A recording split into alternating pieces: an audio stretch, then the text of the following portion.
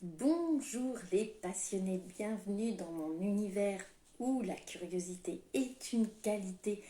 Alors comme vous le savez, les questions sont encouragées en direct ou en différé. Et puis merci à la team replay, tous ceux qui regardent un petit peu en décalé, de faire un petit coucou pour que je sache que vous êtes venus en commentaire. Un coucou en commentaire pour que je sache que vous êtes venus. J'espère que j'étais claire. Bon, aujourd'hui, toujours sur Paris pour quelques jours, voire semaines. Donc, je vous parle divination. Parce que c'est une question qui m'a été posée et que c'est une question importante dans la spiritualité et dans le chamanisme. Et parfois, on restreint beaucoup cette question de divination. Alors déjà, petite question étymologique. Ça paraît évident, mais parfois on a tellement l'habitude d'utiliser des mots qu'on ne se souvient plus d'où ils viennent. Et divination, ça a la racine de divin, donc c'est en lien avec le divin, en lien avec... Alors le divin, pour moi, c'est large. Ça peut être... c'est pas le relié à une religion au sens où on l'entend, c'est pareil. Religion, ça vient de relier, donc ça dépend dans quel sens on l'entend, mais dans le sens commun qu'on l'utilise à l'heure actuelle. Donc, coucou Yann. Donc, je parlais divination. Et la divination, quand on commence donc cette reliance dans le sens large au divin, ça veut dire ça peut vouloir dire la nature, la source. C'est pas le grand-père blanc patriarcal. C'est pas ça. Hein, ça, c'est une vision humaine du divin. Et puis, de toute façon, on a tous une vision humaine, puisque de toute façon, on ne fonctionne que par rapport à nos filtres. Donc, tout ça pour dire que pour moi, c'est avant tout une reliance, la divination, une reliance avec l'invisible. Et l'invisible, c'est aussi deviner, donc deviner dans le sens large aussi, c'est-à-dire se relier à son intuition, soit par quelque chose qui est vraiment de l'ordre de historiquement, ça peut être vraiment se relier à son intuition de manière, on va dire, assez spontanée, ou en tout cas qui a l'air spontanée, où il y a des personnes, on va dire, ce sont des médiums, ils font de la divination.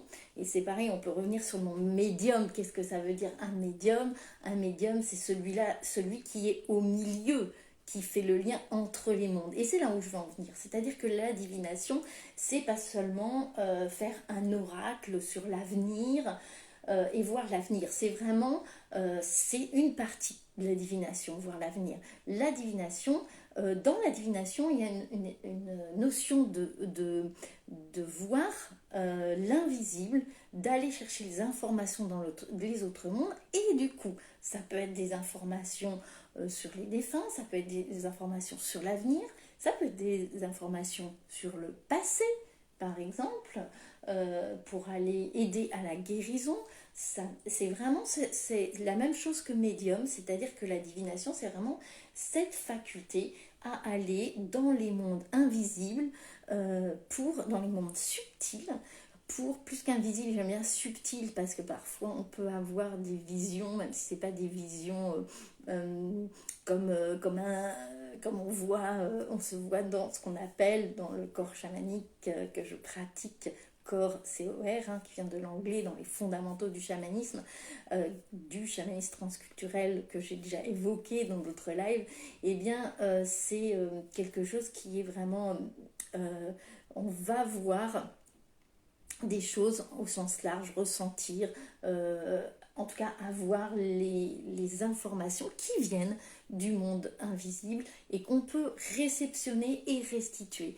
Donc c'est vraiment, en fait, cette histoire de divination, c'est vraiment le rôle du chaman, c'est-à-dire ou du praticien, de la praticienne chamanique, c'est-à-dire être entre les mondes et ramener les informations entre les mondes. J'aime bien cette histoire que raconte Michael Harner, le fondateur de la Foundation for Shamanic Studies, donc du chamanisme transculturel que je pratique, qui raconte que en fait, quand il est arrivé, la première fois qu'il arrive chez les Jivaro, et il cherche le chaman. Et chez les Jivaro, le chaman, il voit le gars qui parle tout le temps aux esprits. Il va vers les arbres, il va vers les animaux, il parle où qu'il soit, à l'invisible et aux esprits sans arrêt. Et là, Michael Horner dit: Ah, mais voilà, c'est le chaman. Et les autres Jivaro lui disent: Non, non, lui, il est fou. Donc, pour vous faire un peu la différence entre le chaman, il vient ramener les informations, mais pas sans arrêt dans les mondes invisibles. Il est en lien avec les différents mondes. Il est au milieu. Donc, c'est un médium aussi. Donc, voilà, j'avais envie de remettre du sens sur ces mots qui sont vraiment reliés à tout ce que je pratique et à tout ce que j'enseigne. La divination est vraiment, du coup, vraiment au centre de la pratique chamanique et du coup aussi au centre de ce que je transmets aussi bien dans les stages que dans l'accompagnement individuel, dont je vous rappelle qu'il y a une offre exceptionnelle qui arrive sur cet accompagnement individuel que je ne fais pas toute l'année, que je fais vraiment là, juste pour ces mois d'hiver, 4 mois d'accompagnement, justement en lien. On commence début décembre et là j'ouvre les portes de l'inscription jeudi pour ce fameux Thanksgiving et Black Friday qui suivent, mais surtout pour remercier et être dans la gratitude. J'ouvre avec, juste pour de jeudi à samedi, 20%, même plus de 20% en moins. J'ai juste 6 places. Non, je n'ai plus que 5 places. Alors que les portes n'ont pas ouvertes. Donc, si vous l'avez vu dans mes stories. Donc, juste 5 places maximum vraiment pour accompagner dans cette période de l'hiver, décembre, janvier, février, mars. Accompagner individuellement. On abordera bien sûr aussi la divination, c'est même une des principales choses qu'on aborde.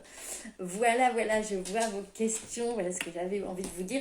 Et aussi pour le live de demain, ça va être un live consacré à vous parler de cet accompagnement. Si vous avez des questions, ça sera le moment. Il sera à midi. Je vais faire une publication. Si je n'ai pas eu le temps, j'ai posé la question, j'ai eu les réponses directement. Un grand oui pour faire ce live sur les... Ça va être un exercice pour moi parce que justement d'habitude je ne fais pas des lives sur mes accompagnements, mais bon, en même temps si on a des questions c'est bien. Le divin, c'est pour moi en nous. Ben oui, aussi, bien sûr. C'est aussi pour ça que je dis se relier à vos guidances et avant tout à vos guidances intérieures. Merci Anne de préciser. Et donc voilà. Après, il y en a qui le mettent dans la nature, mais c'est pareil, ça va être... De toute façon, tout part de l'intérieur, même si on le voit dans la nature, même si on le voit dans les cieux, même si on le voit... Peu importe, finalement, ça va partir de nous, puisque ça part de notre cœur et de l'amour qu'on porte à ce qui nous entoure et comment on s'y relie. Pour moi, en tout cas, c'est ça. Voilà. Eh bien, donc, comme d'habitude, si vous avez des questions, je suis disponible en commentaire ou en message privé. Et je vous dis à demain.